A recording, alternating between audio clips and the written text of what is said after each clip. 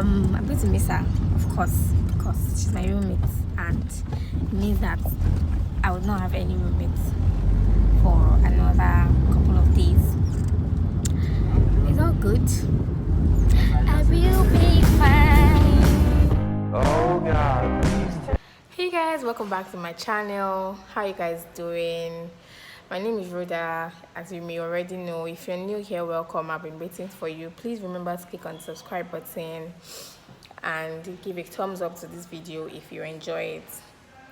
Okay guys, this video is going to be very short and brief because I'm just here to rant about a couple of things. And first on the list is Kilimanjaro. You people know the popular Kilimanjaro restaurant. They have a brand very close to where I stay. It's at Abamadisoya.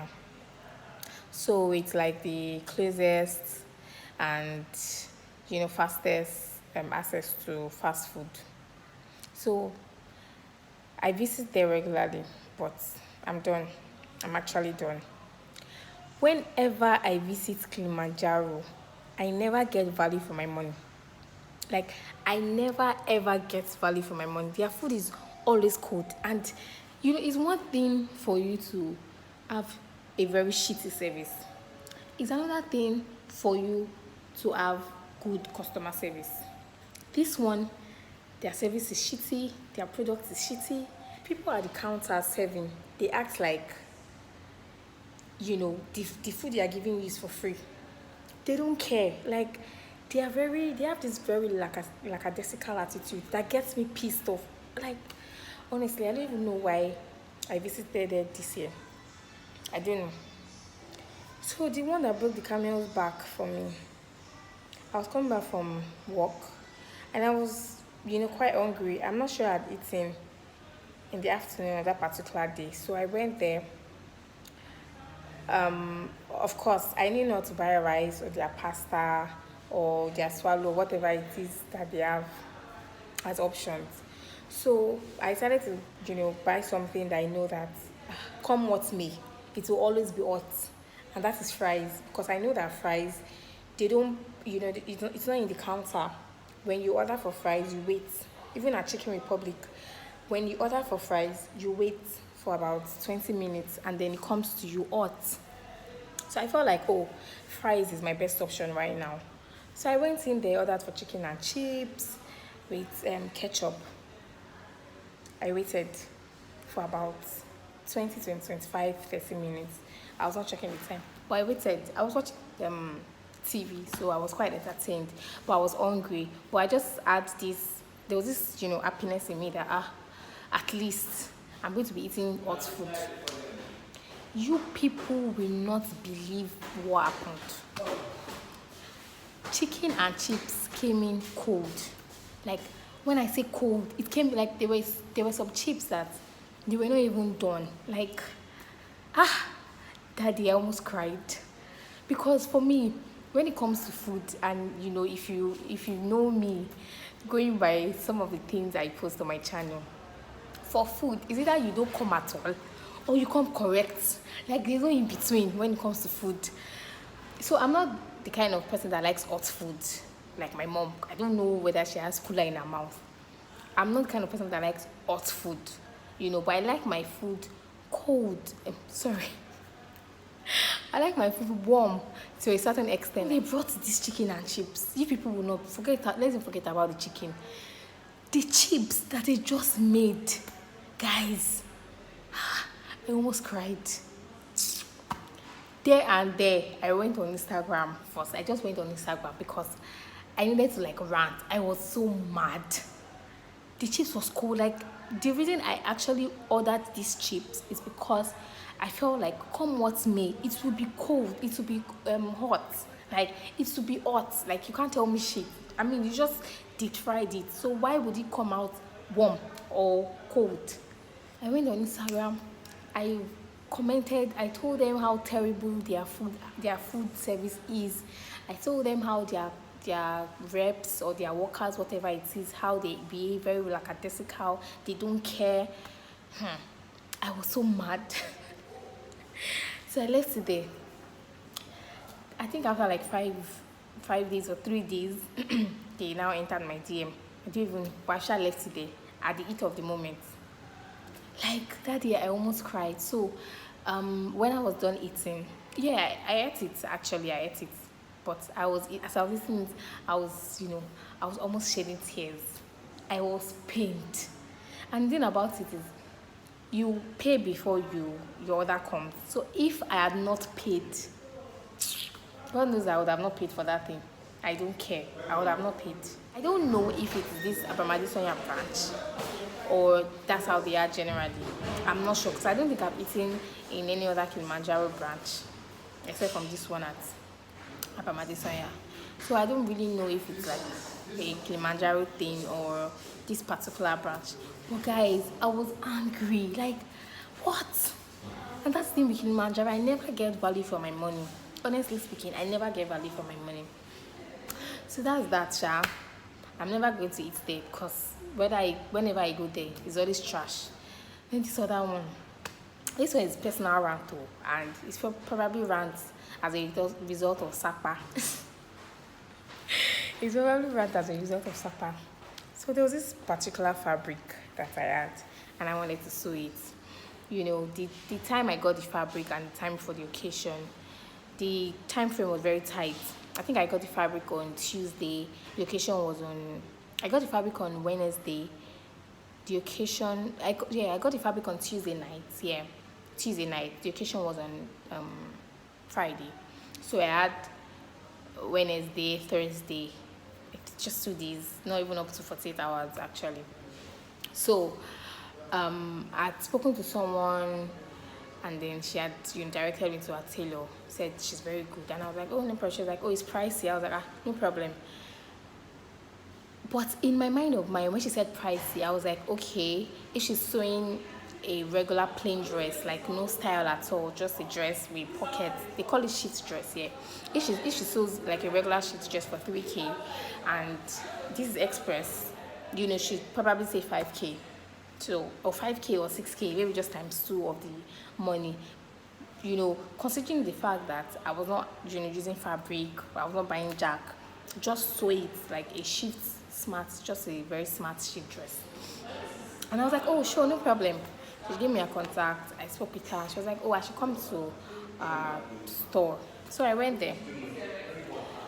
Measured me, showed her my style, blah, blah, blah. So I was like, tell me your account number and let me know how much I'm paying as well. In my innocent mind, I was like thinking that she would say, oh, I'm going to pay 6K, and then I'll not price it to say, I'll pay 5K. That kind of thing. Or I'll say 4K. Then she'll not say, no, pay 5K. Guys, she said 10K. I was like, huh? What? For what? 10? What? Like, what's happening? Long and short, Sha, I did so with her. I'm just ranting because I was like, 10K. Not one of those people that belittle people, price tag. Someone tells you that, oh, our makeup service is like 20K, and you're not saying, it's not just to draw eyebrow.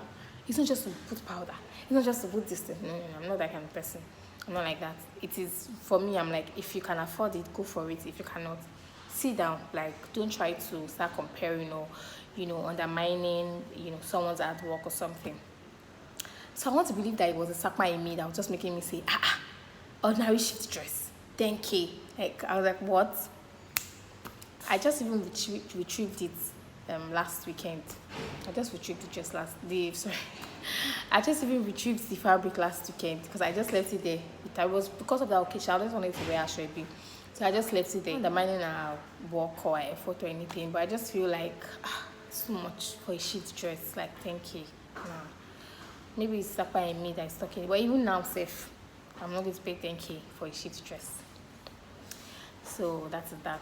Which other thing do I want to rant about? This fuel scarcity of a thing. Guys, what's happening? Like, I know that this one, it affects everybody. So, I cannot even say this is a personal rant. It's not a personal rant, but I'm ranting on behalf of all of us. And I think the only solution is And I'm using this opportunity also to reinstate that please see people should go and get your PVC because this Nigeria, what happened? I've just been seeing a lot of funny memes. Someone said, "Oh, let them sell Nigeria to China." The mainly change, they should share it. They share it amongst others, like they should share it amongst us, because what is happening? Like the rate at which things are increasing, it is alarming. You buy something for 1,000 naira today. When you go back there in 2 hours time, I kid you not, in 2 hours time, you are going to be buying that thing for 1,500. Like, it's really, really alarming. So my younger sister told me was deployed by NYSC, and last weekend she had to report in camp for the 3 weeks orientation. So before anything else, let's have a sneak peek into her luggage. Honestly, I was just amused at all she packed. I concentrated more on groceries and snacks when I was called up that year. But this one, uh, all rounder, and to be honest, she should have just added a cooker and raw food. Cause so she took disposable pants, about four.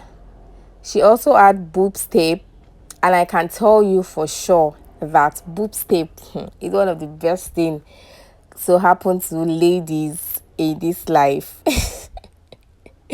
She also had in her purse needle and thread. Of course, deodorant, very important. She took scissors, torchlights, groceries, a lot. Actually, so when my dad asked her to write a list of what she would be needing, she put in a carton of Costa biscuits, and I was like, what wrapping? You want to go and share it? You want to go and sell?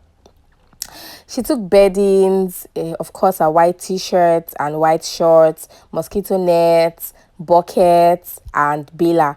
Guys, who travels with that? Who travels with a bucket and bailer? Like, that's something you can always get there. At least I got my own there, Sha. I didn't travel with it. Now to the rant. Honestly, why is NYSC still in existence? Despite not only the many inadequacies of the scheme, but the deteriorating state of the nation. You may ask, what is the purpose of the scheme? Right? Because that's what people always ask. So a lot of people don't even know the purpose of the scheme. So let's do a background story. NYSC was created after the Nigerian Civil War in a bid to reconstruct, to reconcile, and to rebuild the country.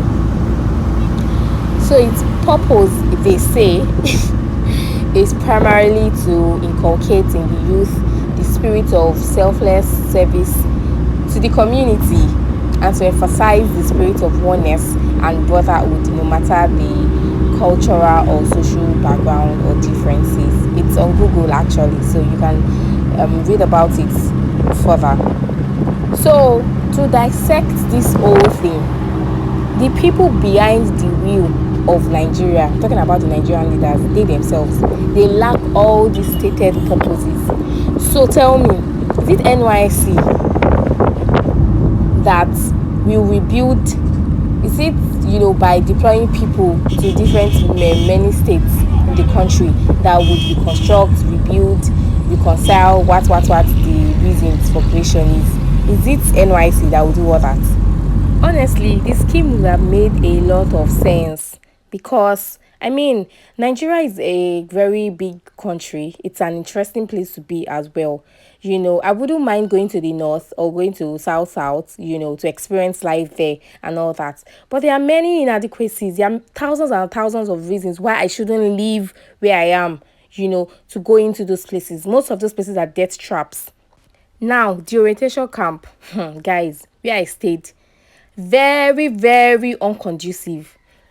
First of all, the hostel, there was no door. As in, there was no door. Water, you cannot use it. It's one thing to even get water, it's another thing to not get clean water. Like, so many issues. The restroom, oh my god, nothing, absolutely nothing to write home about. Honestly, I would never say anything nice about my stay in camp. It was hell. I'm not even going to lie. I didn't enjoy it. So a lot of people say, oh, when you come to the camps in southwest, they are quite nice, they're quite conducive, quality there is still better than some other camps and all that. It shouldn't be like that. It shouldn't be like that. All camps should be conducive. You know that people would need water. Why are you bringing me all the way from my father's house to a place where I would not be able to get water? We're talking about integrating a place where I can't even get basic needs, bro.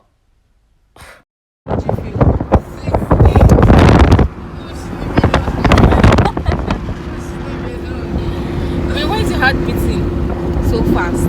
Maybe you should follow me now. To where? Personally, I think that NYSC would make sense if only they can just rethink the old scheme in terms of conduciveness, quality. It's not difficult to do.